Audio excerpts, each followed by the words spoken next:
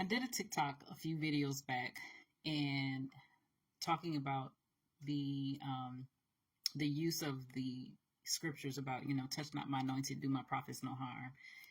I was actually talking about a storyline with David and his men and how he had the opportunity to have the jump on King Saul.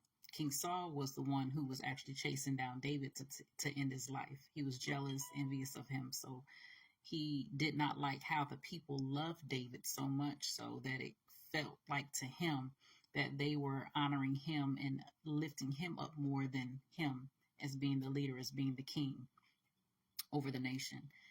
And so what stood out to me then and still stands out to me now is the honor that David had for King Saul because of who God chose him to be the king, anointed him to be king.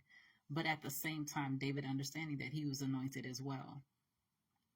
What stood out to me and what the point that I made at the time was that there is a position and a place for both people within the body. Both are anointed to do different things. Saul to be king in the current moment and David to be king later. But the thing is that if we viewed one another within the body of Christ, no matter where on the ladder that we see each other, the hierarchy that we've created, if you honor them, who they are, who God made them to be, there should be no back talk, no touching of the anointed ones, period. But in 2 Samuel chapter 1, what stood out to me here was, again, David was, letting the Amalekite know that, listen, I don't care what condition that you found our king in, even though he was on his way out, you had no right to touch the anointed one of God.